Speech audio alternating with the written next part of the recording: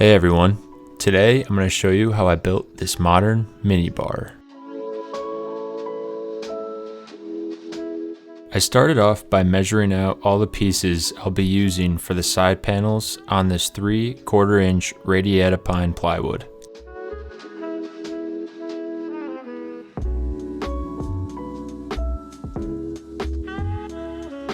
I made cross cuts using a straight edge held in place with some squeeze clamps on either end, and the rip cuts using a 12-inch framing square.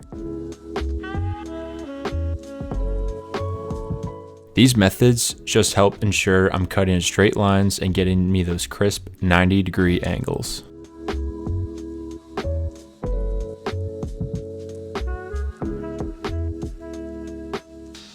I cut up 4 pieces of 2x2 construction grade lumber for 4 corner posts. Using pocket holes, I joined all the panels together with one of these posts at each corner.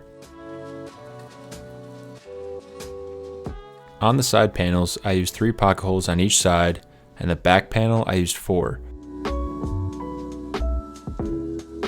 I would suggest using a clamp to hold down the Craig pocket hole jig. Using your hand to clamp isn't always the best practice. I used 1-inch pocket hole screws to connect each panel to the corresponding corner posts.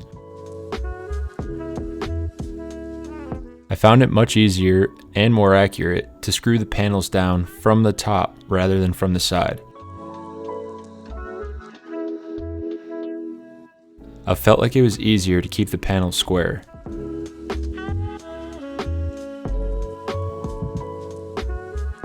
I used a couple of scrap pieces of plywood under the panel that was on the table so that the inside of the panel was flush with the corner post.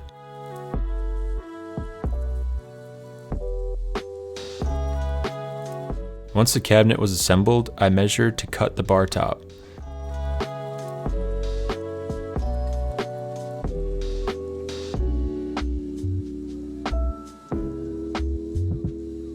I cut 2 pieces, one to fit within the frame of the cabinet and the other to sit on top. This was done to add more strength and rigidity.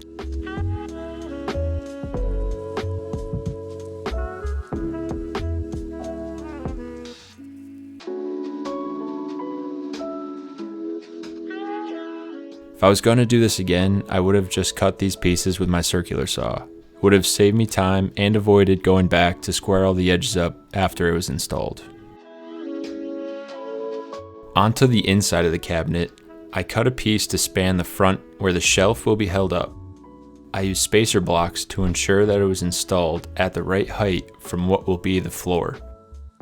I used these 2.5-inch trim head screws to join the cross piece with the corner uprights.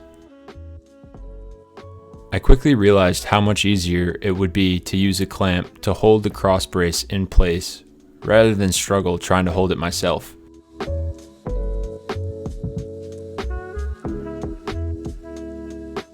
Next up was the bottom tier shelf. I measured and cut the piece to fit snug inside the cabinet.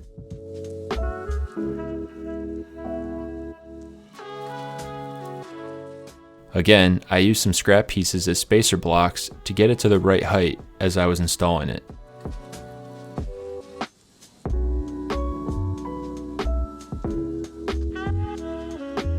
Then I went around the whole cabinet to measure 5 inches off the finished surface. This is where I needed to screw through to properly attach the shelf to the inside of the cabinet. From the top crossbeam, I measured down 12 inches. This is where the top tier of the lower shelf will be. This will also serve as the wine storage portion of the minibar. It's always good to have a bottle of tequila around, just for reference.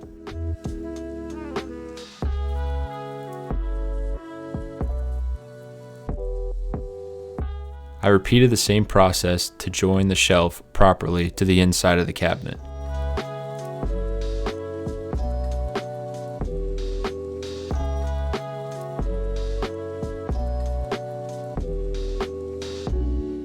Onto the wine rack portion of this build, I took this design from a fellow maker, April Wilkerson. She made a countertop wine rack a couple years ago, and I took inspiration from her build to create my own. Be sure to go check out her channel. She's a great source for some awesome DIY projects. I used 1x8 pieces of pine to create this wine rack. It was put together sort of like a jigsaw puzzle. I was just careful to measure out the right dimensions of each piece and where each cut was. I used a chisel to clean up the internal cuts. I would repeatedly dry fit the pieces together, taking away small portions of material on each adjustment. This way, I worked my way down carefully to the perfect fit.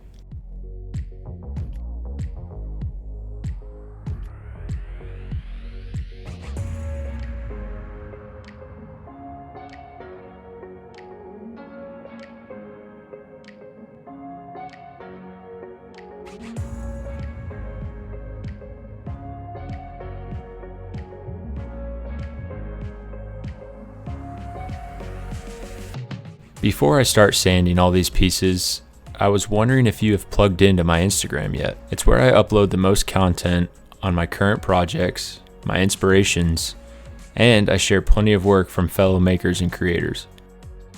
Be sure to give me a follow. I'm at tallguy.diy on Instagram.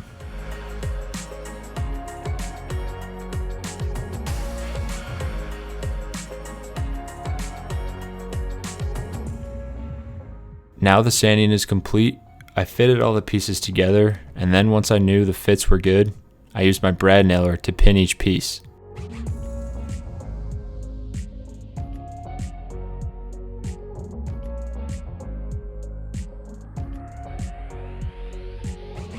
I decided not to use any glue here, as it would have inevitably caused a mess with the squeeze out. My hands are too big to try and squeeze into the cracks to clean it out. It's totally okay though, the brad nails are plenty strong for this application. The most challenging part about this upper portion was figuring out how I was going to secure the wine rack in the open shelf.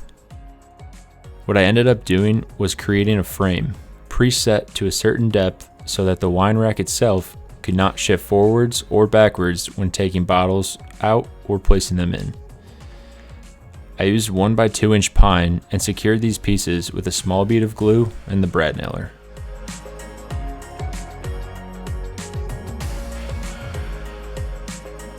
The lower shelf needed a cabinet door, so I decided to jump outside of my comfort zone and try a shaker style door for the first time. I'm not going to go into much detail on this here, as it was a lot of learning and trial and error for me throughout this phase of the project.